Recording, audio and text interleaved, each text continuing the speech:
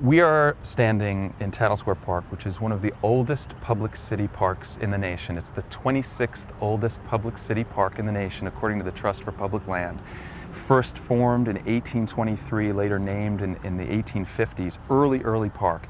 Friends of Tattle Square Park formed just a few months ago because we saw this park as the gem of the downtown area, the place in the corridor which is our common living room space. And not only a living room space for the neighborhoods around here, but a living room space that connects us with generations past and generations in the future. And so we wanted to make sure that this park was beautiful as we could make it.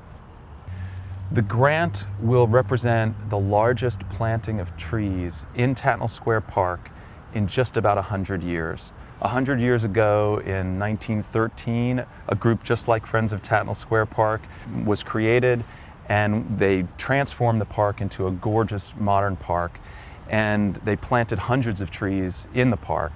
And this grant, for the first time in 100 years, represents another large planting because many of these older trees are dying or distressed. I've spoken with 80, 90-year-old men and women who remember from their youths climbing trees in Tattle Square Park. I could actually name the trees in Tattle Square. I spoke to another woman in the 1950s who remembered climbing trees in Tattle Square Park. This tree right in back of me, I spoke to somebody on the playground here who remembered climbing this tree in 1990s, and my child climbs the tree now. The Knight Challenge grants, it helps tie people together. It gets neighbors talking with neighbors, and then not only tying them together, but also giving them sustenance so that they can actually live. And so, you know, we have all sorts of plans in Friends of Tattle Square Park. And when the Knight Foundation came along and said, here is money for your vision, it means that 100, 200, 300 years from now, little children are going to be climbing the trees that we plant.